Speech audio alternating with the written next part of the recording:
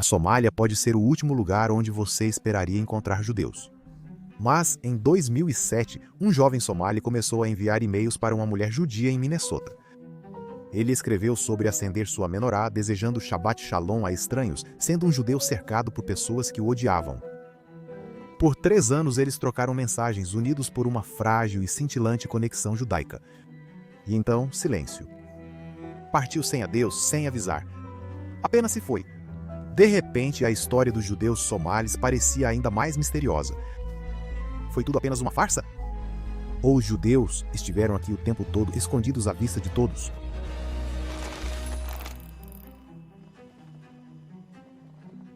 Para aqueles cujo conhecimento sobre a Somália se limita a esse cara, Agora eu sou o capitão. estou feliz em informar que há muito mais na Somália. Por exemplo, há muita drama político na Somália. Tanto drama que eles fizeram um filme sobre isso. Black Hawk Down é baseado na Batalha de Mogadíscio, que foi parte da Guerra Civil Somaliana. A Guerra Civil iniciada nos anos 90 opôs o debilitado governo somali a grupos insurgentes. Nesse período surgiu a organização terrorista Al-Shabaab, que segue ativa atualmente. Al-Shabaab tem papel crucial nos 3 anos de e-mails trocados entre o jovem somali e seu amigo por correspondência, um psicanalista judeu.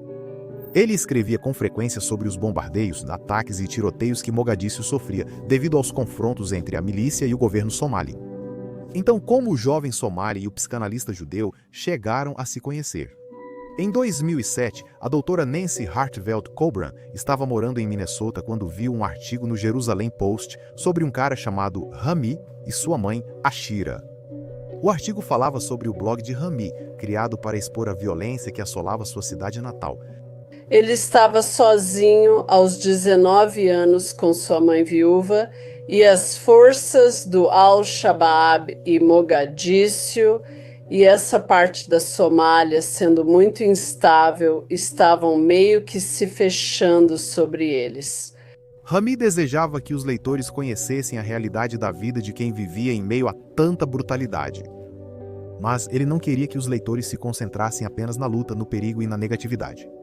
Ele queria mostrar como era para alguém apenas tentando ter uma vida normal. A única coisa era que Rami e sua mãe eram judeus. E em Mogadíscio, isso está longe de ser normal. Principalmente porque a Somália afirma ser quase inteiramente muçulmana. Estima-se que apenas um punhado de famílias judias ainda vive na Somália e certamente elas não são públicas sobre isso. Eles observam sua fé como judeus criptos, aparentando ser muçulmanos superficialmente, mas praticando seu judaísmo em segredo por medo de discriminação, assédio ou algo pior. Mas os judeus sempre foram tão escassos e indesejados na Somália? Era fácil ignorar essa simples pergunta. Havia judeus lá? E quando você começa a arranhar a superfície, mais pedaços da história judaica começam a surgir.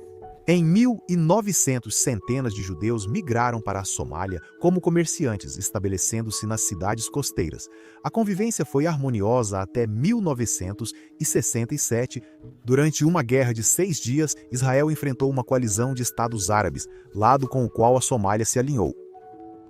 Devido a isso, a Somália deportou todos os judeus de Mogadíscio. Alguns foram para Israel e outros para o Quênia, mas nenhum era bem-vindo para ficar. A Irmandade Muçulmana chegou à Somália nos anos 70. E logo depois, a Somália oficialmente se juntou à Liga Árabe e se declarou 100% muçulmana. Como resposta a essa hostilidade e apagamento, os somalis, com até um indício de ascendência judaica, relutavam em reivindicá-la como a tribo hebraica.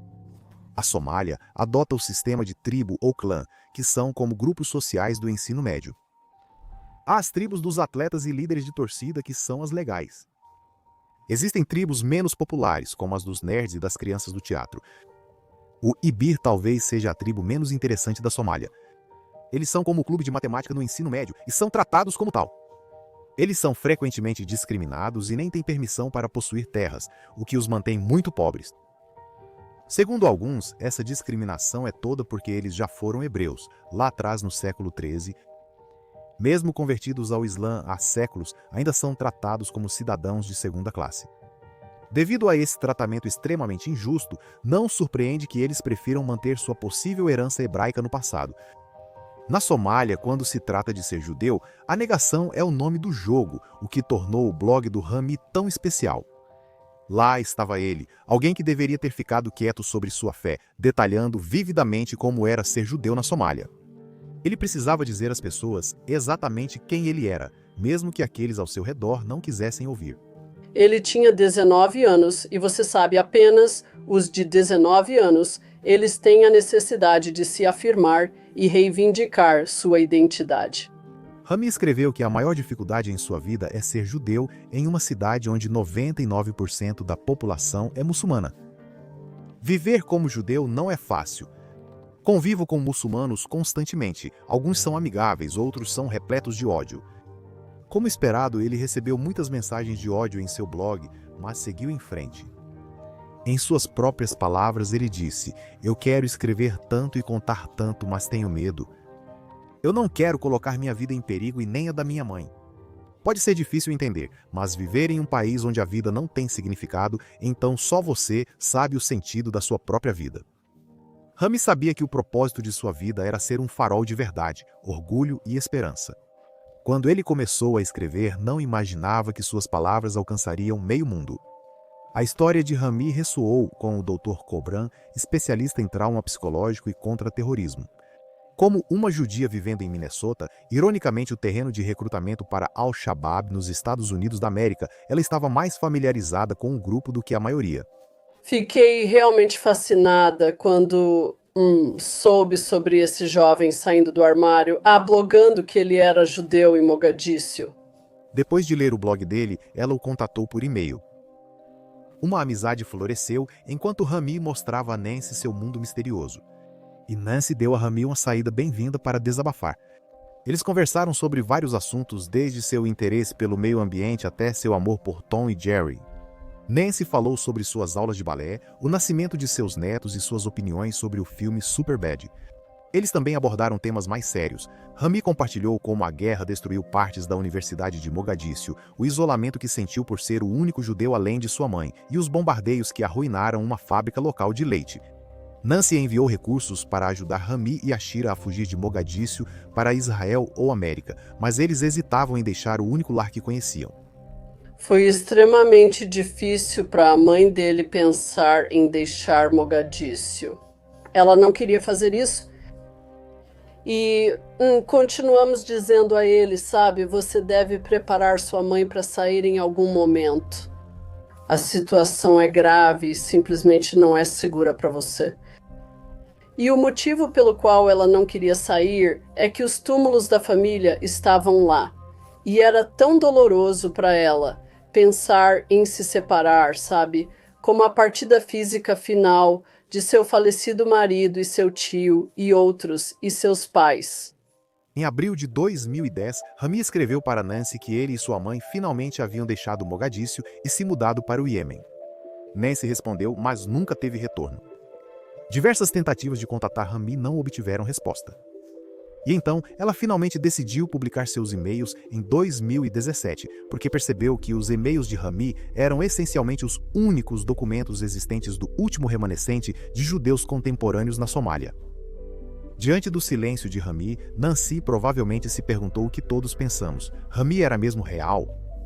De acordo com Nancy, todos os sinais apontam para sim, porque, cito, Rami sabia demais sobre o judaísmo para não ser judeu. Na verdade, o que ela mais lembra da conversa é o quão impressionada ficou com a forma como eles mantiveram a fé. Eles tinham um rolo da Torá e Rami me disse que estava tão desbotado às letras que ele sabia que não era permitido preencher as letras. Ainda assim, este rolo da Torá era obviamente o objeto mais precioso e sagrado para eles, que eles prezavam muito. Apesar disso, o ceticismo persiste, devido à falta de provas concretas e pela declaração de Nancy, ao contrário da Etiópia, praticamente não existe comunidade judaica na Somália. Portanto, é difícil provar a existência de judeus criptos na Somália. Independentemente do número, nós judeus persistimos. Quem nunca se sentiu excluído ou ostracizado por causa de quem é ou no que acredita? Ainda assim, nunca deixamos isso nos parar. Nossa raridade é nosso superpoder. A falta de conhecimento sobre a história judaica da Somália não implica sua inexistência. É totalmente possível que evidências de judeus que já viveram na Somália estejam esperando o momento para se revelar. Provavelmente ele não está no Iêmen, espero que não. Mas nós também espero que ele esteja em algum lugar e que sua mãe ainda esteja bem e eles estejam vivendo uma vida tranquila. Com a ajuda do Dr. Cobran, a história de Rami e Ashira seguirá brilhando e poderá ajudar a iluminar esse capítulo oculto da história somali. Isso poderia ser uma história de catfishing. Mas, se não for, pode ser uma das histórias mais incríveis não contadas da história judaica.